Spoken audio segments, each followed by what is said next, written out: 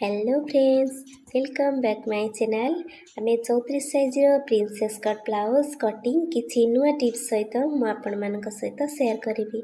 Measurement screen पर अच्छी आपण वीडियो को शेष पर्यंत देखते। ब्लाउजर सेपटी निश्चय भल बाहर। कपड़ाटी को एमती दुई भाग फोल्ड करके एमती पकई नहीं। लेंथ नहीं 14 आउ गोटे इंच एक्सट्रा नहीं 15 इंच रे मु मार्किंग करी। तो कांध नहीं 6 इंच।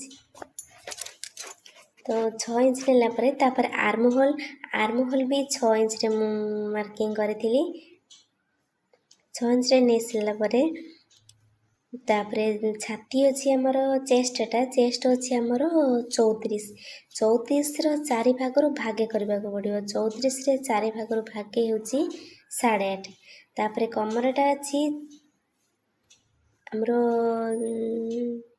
अच्छी चेस्टा अच्छी 34, कमरटा अच्छी 28 अच्छी। 28 4 भाग भागे हूँ 7। तो 7 रे चिन्ह देती। तापर 2 इंच एक्सट्रा रखी कपड़ा एटा मार्जिन रखी सिलाई। तो 2 इंच एक्सट्रा छाड़ी कपड़ा मु रखी तापर से गुड़ाक सब चिन्ह दे देखु भल से सुंदर भाव बुझाऊँ। आपण भिडियोटी पूरा देखिले आपण जापर यही उपाय काटतु निश्चय भल सेप आसो। तो काख उपर 1 इंच चिन्ह दे देती। तापर काखटा को सेव कर देती। देखो काखटा सेव कला बेले तल को हाफ इंच डाउन करेंगे। मन रखी था तल को हाफ इंच डाउन करेंगे, पूरा से सामान्य सेव करेंगे। हाफ इंच रे डाउन कर सारापर सरीगले बैक साइड आमर चिन्ह सरीगला। आम टक्स पॉइंटा बाहर करवा।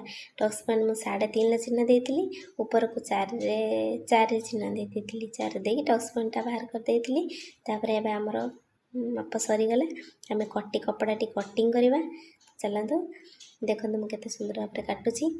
तो कपड़ाटी काटी सारापर आमको तापर फ्रंट भाग बाहर करार अच्छी। प्रिंसेस कट ब्लाउज ना तापर फ्रंट पट्टा काटिया।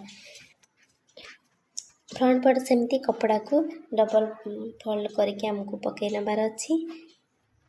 देखो बैक साइड कटा आमर सरीगला। तो फ्रंट साइड बाहर करवा। तो फ्रंट साइड में सेमती डबल फोल्ड कर कपड़ा बिछे नहीं तापर बैक साइड कपड़ा को पकई ने जोटा आम कट करके रखी थे। तो सहीटा रखला तल को 2 इंच एक्सट्रा छाड़े। मुझे 14 लंबा नहीं 14 रे एक्सट्रा गोटे इंच नहीं 15 15 ये 16 17 नवा ये। तो 17 चिन्ह दे देती। तापर से कपड़ा चिन्ह हिसाब से देदेबा। तापर एक्सट्रा 2 इंच लेखाएं नहीं एक्सट्रा 2 इंच लेखाएं सिलाई नहीं। तो से गोटा एक्सट्रा ये आड कर देती। आ काखटा हाफ इंच तल को डाउन करी।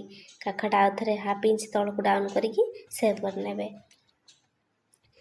तापर जो तल चिन्हटा देली से 10 चेस्ट जी अच्छी 10 भाग भागे चिन्ह देवे। 10 भाग भागे है 3 हाफ 3.5 चिन्ह देती। तापर ये काखटा ने 5 जेको साइज हो 5 रे नहीं जाए ठीक हो। देखो तापर ताको सेव कर नहीं। तापर ऊपर नहीं 10 10.5 नहीं। तो मो चेस्टा ना आग पटे तो पप बाहर करार अच्छी।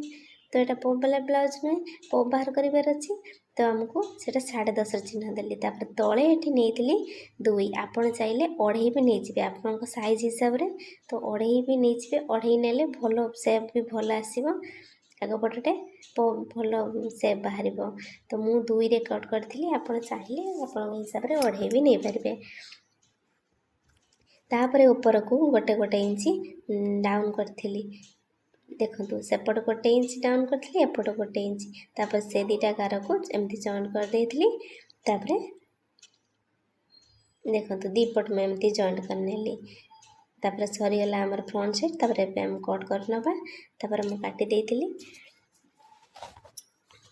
आपण ये टिप्रे करंतु भल सेफ हम ठीक। आपण जो मैंने सिलाई नुआ शिखुंट भलसे बार बार देखिए। मु पूरा डिटेल्स कही आ जो मैंने जे न बुझी पार्टी मत कमेंट करंतु आपन को भलसे कहीदेवी।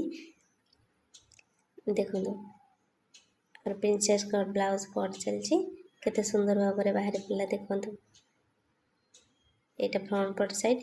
ମୁଁ ବେକଟା ମୁଁ କାଟିନି, ବେଗଟା ମୁଁ କାଟିନି, ଏଇଟା ଅସ୍ତ୍ର ଫେବିକ୍। ମୁଁ ଅସ୍ତ୍ର କପଡ଼ା ଜଏଣ୍ଟ କରିସାରିଲା ପରେ ବେଗଟା କଟ୍ କରେ। ସେଥିପାଇଁ ମୁଁ ଯେଉଁ ମେଜରମେଣ୍ଟଟା ହିସାବରେ କହିଲି ସେଇ ମେଜରମେଣ୍ଟ ହିସାବରେ ଆପଣ କପଡ଼ା ନେଇକି କାଟନ୍ତୁ, ଦେଖିବେ ସେ ବହୁତ ବଢ଼ିଆ ଆସିବ। ଆଉ ସିଲେଇ ବି ଆପଣ ବ୍ଲାଉଜ୍ ପରଫେକ୍ଟ ବ୍ଲାଉଜ୍ ବନିବ। ତ ମୁଁ ତାପରେ ହାତରେ ଲେନ୍ଥ ନେଇଯାଇଥିଲି 7, ତାପରେ 2.5 ଇଞ୍ଚ ତଳକୁ ଡାଉନ୍ କରିଥିଲି। ତ ଆମର ଆର୍ମ ହୋଲ୍ ଥିଲା 7, ମହୁରୀ ଥିଲା, ହାତର ମହୁରୀଟା ଆମର 11 ଥିଲା, ମୁଁ 5.5 ଦେଇଥିଲି। ତ ଆର୍ମ ହୋଲ୍ 14ରୁ ମୁଁ 7 ଚିହ୍ନ ଦେଇଥିଲି।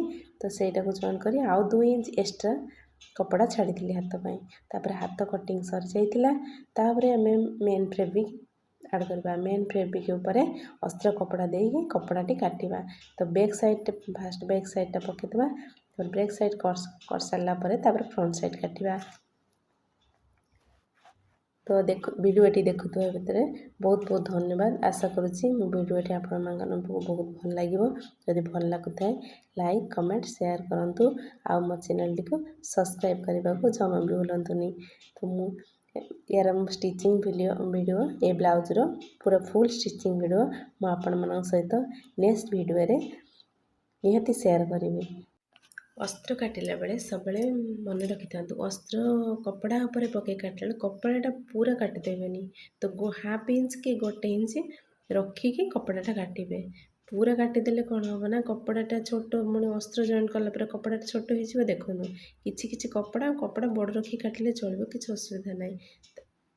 ତ ଆମର ପ୍ରିନ୍ସେସ୍ କଟ୍ ବ୍ଲାଉଜ୍ ପୁରା କଟିଂ ହେଇକି ରେଡ଼ି ହେଇଗଲା। ଏହାର ଫୁଲ୍ ଷ୍ଟିଚିଂ ଭିଡ଼ିଓ ଆପଣମାନେ ନେକ୍ସଟ ଭିଡ଼ିଓରେ ଦେଖିପାରିବେ। ତାପରେ ହାତଟା କାଟିବାର ଅଛି, ହାତ କଟା ଯାଇନି। ହାତଟା କାଟି ସାରିଲା ପରେ ଆମର ପୁରା ଫୁଲ୍ କଟିଂଟା ସରିଯିବ। ତ ଆପଣମାନେ ଏହି ଉପାୟରେ ବ୍ଲାଉଜ୍ଟି କାଟନ୍ତୁ, ସେପ୍ଟି ବହୁତ ଭଲ ଆସିବ।